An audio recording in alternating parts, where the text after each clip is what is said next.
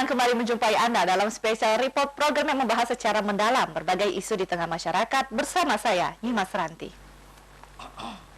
Pemirsa, pemilihan kepala daerah di Lampung dibayangi berbagai persoalan, diantaranya tingginya kasus COVID-19. Bahkan di Bandar Lampung, ribuan petugas KPPS dinyatakan reaktif COVID-19. Bagaimana dengan yang lain? Pemirsa, berikut spesial report pilkada di zona merah COVID-19.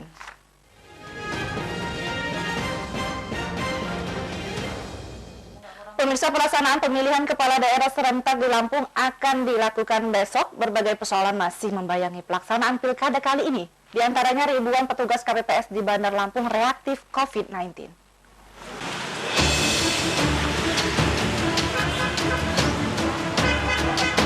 Pemirsa, pelaksanaan pemilihan kepala daerah serentak 2020 tinggal 2 hari lagi.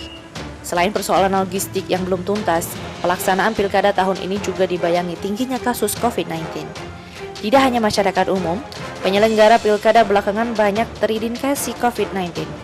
Di Bandar Lampung misalnya, ada 1.080 petugas kelompok panitia pemungutan suara atau KPPS dan petugas keamanan TPS dinyatakan reaktif setelah menjalani rapid test COVID-19.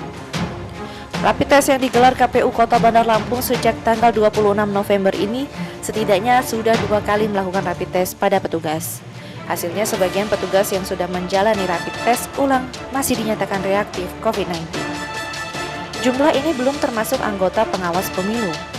Meski belum mengumumkan secara terbuka, namun Badan Pengawas Pemilu Bandar Lampung menyatakan sebagian anggotanya di lapangan dinyatakan reaktif COVID-19. Lalu bagaimana dengan yang lainnya? Seperti saksi pasangan calon yang jumlahnya tidak sedikit. Tim Liputan iNews Lampung melaporkan. Baik pemirsa, kita akan membahas lebih dalam mengenai topik pilkada di zona merah COVID-19 dengan narasumber yang telah hadir di studio kita, yakni Ika Kartika selaku anggota KPUD Bandar Lampung dan juga Yusni Ilham selaku anggota Bawaslu Bandar Lampung. Assalamualaikum Mbak Ika, Mbak Yusni, panggilnya Mbak aja ya. Sepertinya raut wajah penuh dengan tekanan. Apakah besok akan dimulai pilkada? 2 hari lagi. Banyak pekerjaan-pekerjaan yang menghambat. Kayak dari Mbak Ika juga. Ya, kalau menghambat enggak sih ya, kita saat ini ya sedang tahapan 2 hari lagi ya menuju tahapan ya. Ya saat ini yang sedang berjalan tahapan logistik kan gitu. Tahapan logistik. Dan di PPH ya, pemilu pindahan kalau di KPU sendiri, karena memang di PPH ini difokuskan di KPU pembuatannya. Jadi ya kita sedang fokus itu ya, yang menyita energi ya, semua itu bagi KPU ya, jajarannya. Nah, semoga ini juga berjalan lancar. Yang ini saya tanya pertama kali dari KPUD. Apakah memang benar ribuan KPPS dinyatakan reaktif? Ya benar, ribuan KPPS pasca pemeriksaan awal di tanggal 26 sampai dengan tanggal 2 Desember yang lalu memang ada ribuan KPPS yang reaktif ya. Tapi kemudian sudah dilaksanakan tes kedua yaitu pada tanggal 4 yang lalu. Ini tes yang kedua tanggal 4 kemarin. Dan hasilnya kita masih menunggu dari gugus tugas ya. Untuk hasilnya berkurang atau bahkan bertambah gitu? Kalau informasi sementara sih kami di grup WhatsApp itu kawan-kawan PPK ada yang berkurang gitu. Tapi ya secara total keseluruhan kita belum dapat rekapnya. Oke, kita ke Mbak Yusni. Iya. Mbak Yusni, berbeda dengan KPUD, bahwa Bawaslu itu tidak mau mengumumkan hasil rapid test ya. Mengapa? Pada dasarnya sih kami terbuka ya dengan siapapun yang mau tanya. Ini beneran nggak sudah ditanya Bawaslu-nya nih? Betul.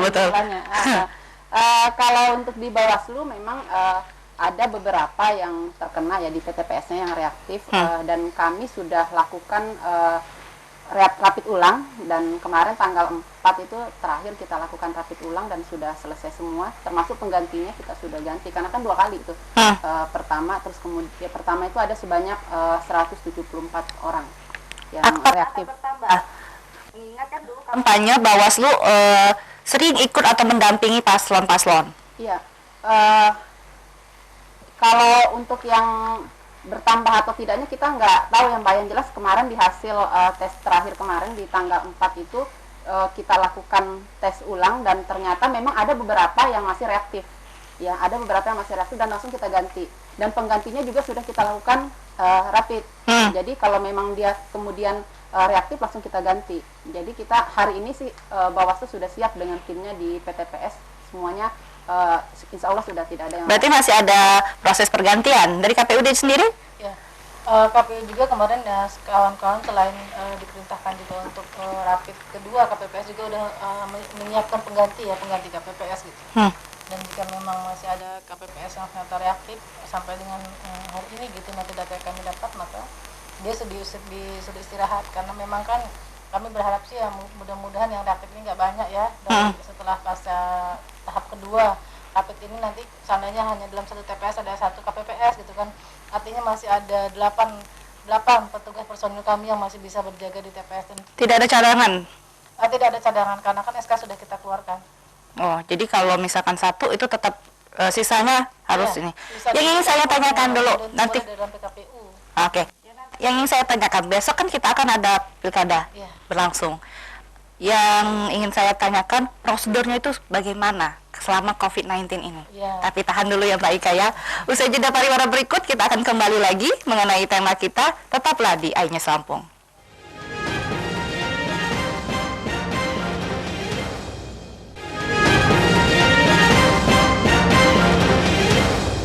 Ya, terima kasih pemirsa, Anda masih di Special Report. Kita kembali lagi mengenai tema kita pilkada di zona merah COVID-19, khususnya di Bandar Lampung, bersama dengan KPUD kita dan juga Bawaslu, Mbak Ika dan Mbak Yusni. Masih siap untuk saya tanya lagi? Ya.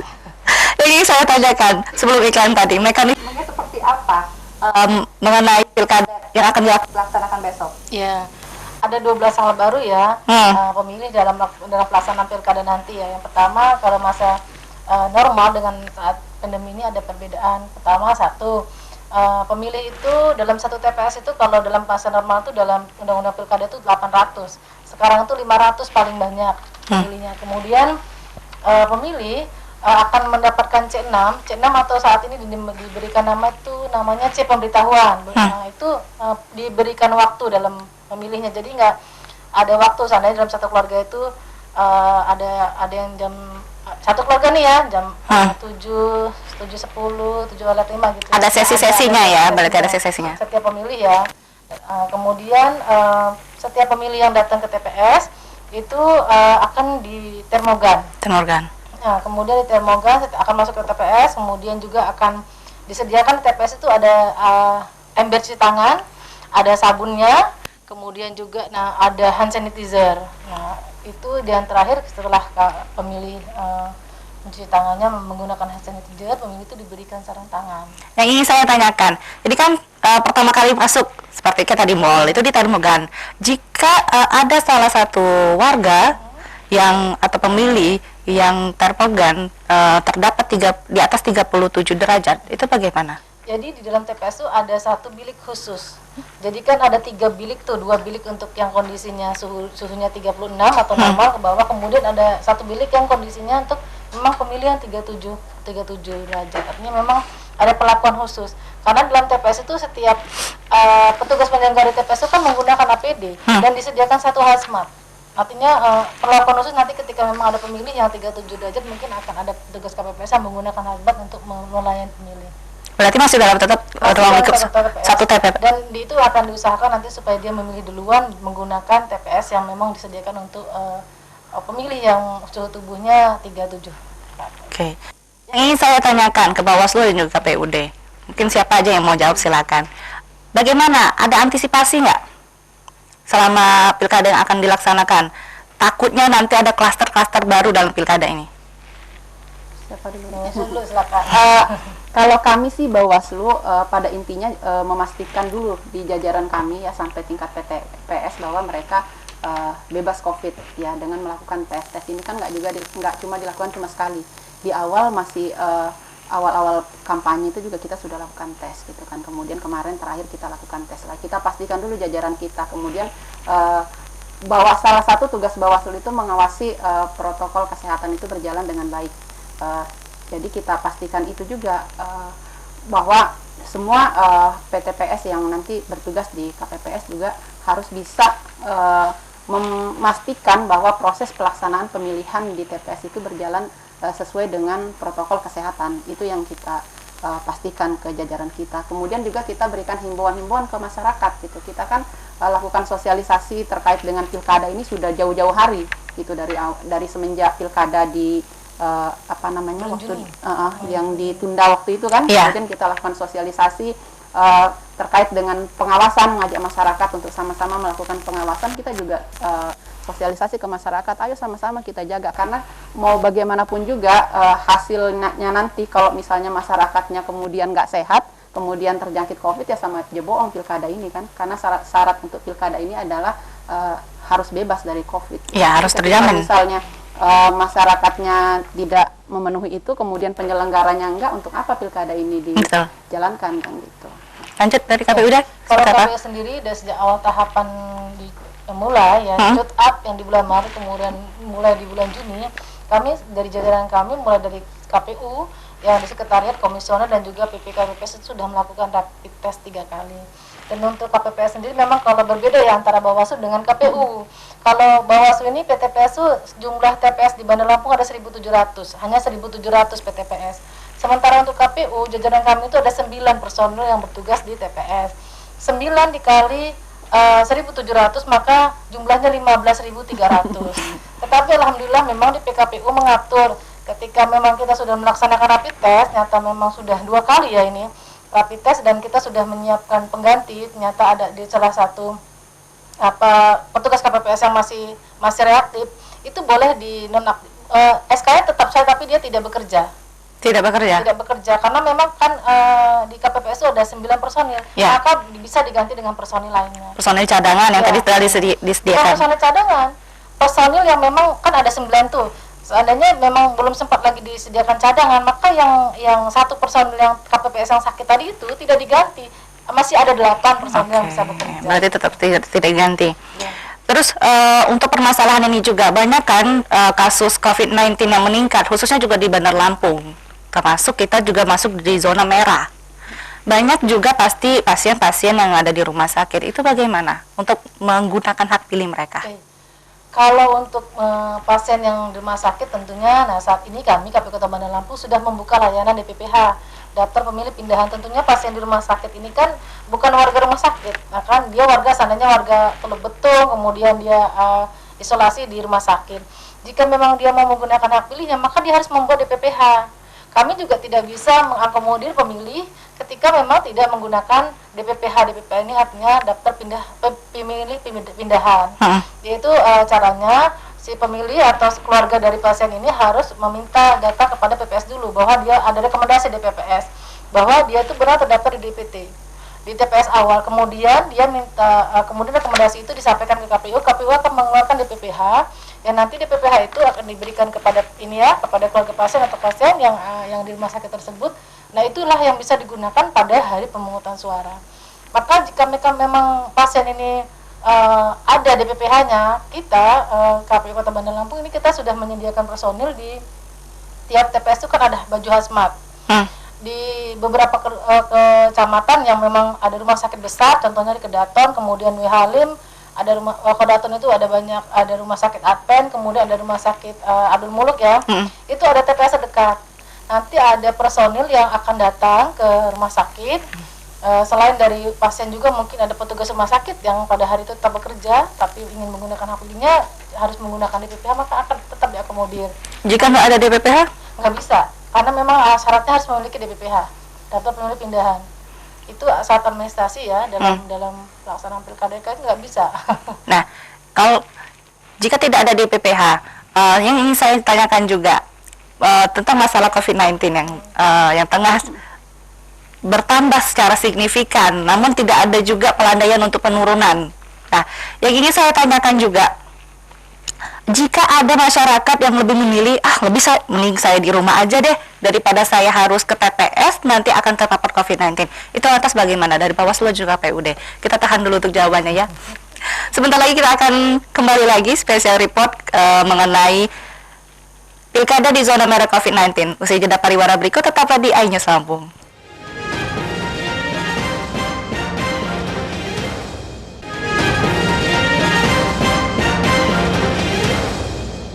Ya, terima kasih pemirsa. Masih bersama kami di special report mengenai pilkada di zona merah COVID-19. Nah, masih bersama Mbak Ika dan juga Mbak Yusni.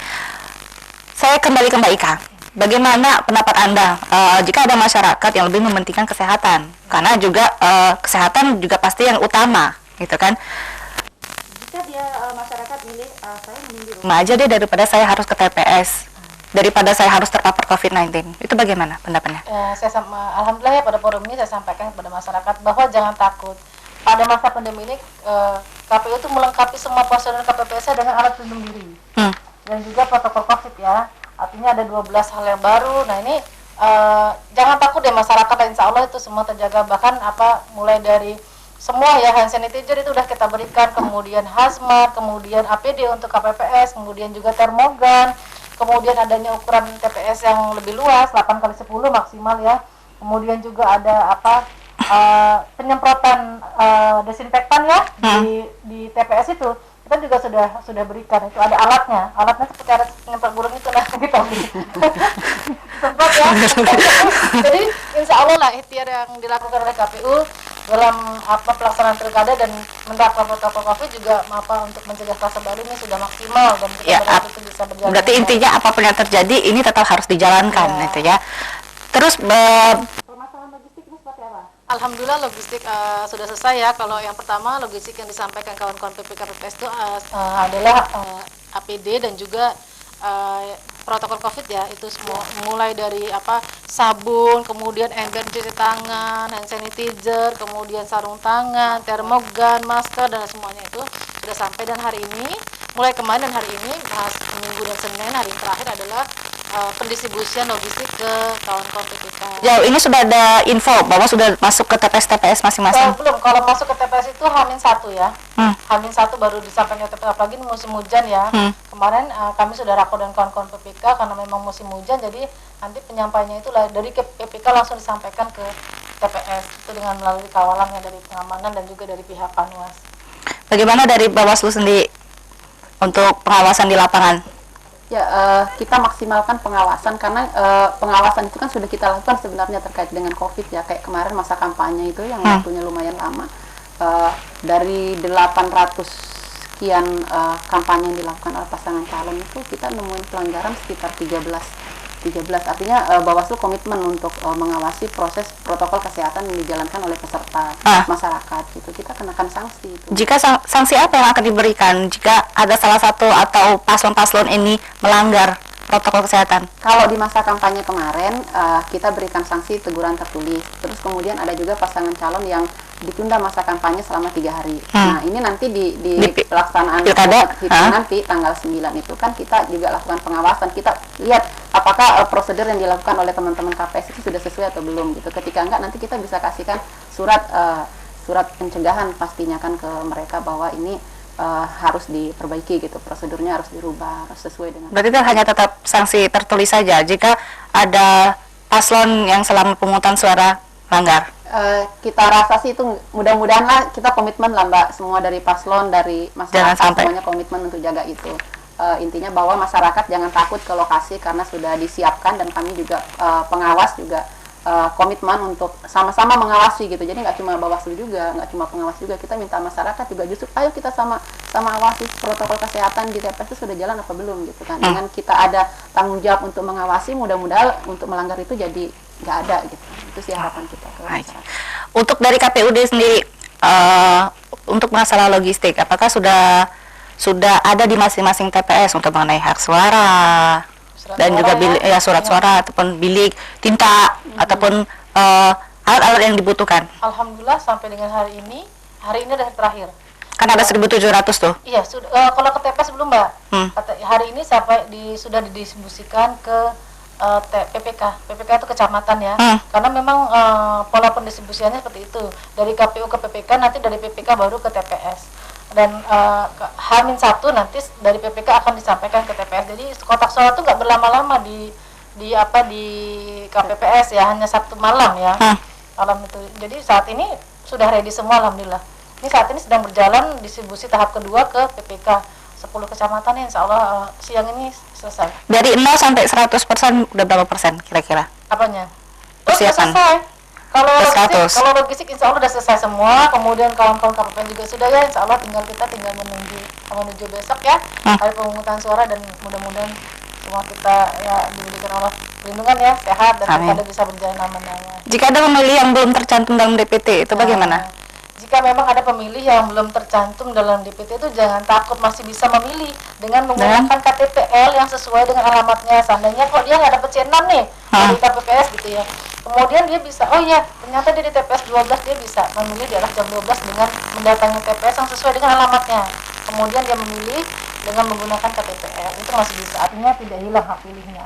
Oke, Nis, untuk dua-duanya, boleh satu-satu. Bagaimana cara untuk meyakinkan masyarakat agar masyarakat ini tidak takut untuk menggunakan hak pilih dia ke TPS? Bawaslu dulu boleh. Seperti yang saya sampaikan tadi, Mbak, kalau untuk di jajaran kami sih kami sudah siapkan ya, kita siapkan jajaran benar-benar sehat, mudah-mudahan lah insya Allah aman. Dan buat masyarakat jangan takut untuk datang ke TPS, ini hajat kita bersama. Ayo sama-sama kita hadir ke TPS, memberikan pilihan kita. Jangan takut karena ada prosedur yang sudah diterapkan oleh KPU di lapangan. Ketika itu kita lakukan prosedur protokol kesehatan kita terapkan, mudah-mudahan kita bebas lah. Mudah-mudahan itu doa kita bersama. Nah, KPUD sendiri? Kalau kami tentunya KPU amat sangat berharap ya masyarakat ini untuk antusias. Ini adalah pesta rakyat. Jadi saat inilah rakyat untuk bisa memberikan hak suaranya, memilih pemimpin yang sesuai nuraninya. Jangan nggak datang ke TPS rugi deh, karena di TPS itu sudah ada protokol COVID, kemudian juga ya kalau nggak datang yang jelas 5 tahun nanti nyesel. Begitu pemilih yang menjadi pemimpin terpilih itu bukan pilihannya, nyesel deh. Jadi kalau kami berharap masyarakat ya kita semua untuk datang ke TPS dan jangan takut karena ada penerapan protokol COVID di TPS. Ya, kita semua berharap ini tidak ada terjadi apa-apa ataupun tidak terjadi klaster-klaster terbaru ya. Baik, terima kasih Mbak Ika dan Mbak Yusni. Pemirsa, meski Bandar Lampung masih berstatus zona merah COVID-19, bukan berarti pelaksanaan pilkada di kota ini akan terhenti. Karena itu petugas dan juga masyarakat wajib menjalankan protokol kesehatan dengan tetap menggunakan masker, mencuci tangan, dan juga menjaga jarak saat berada di tempat pemungutan suara.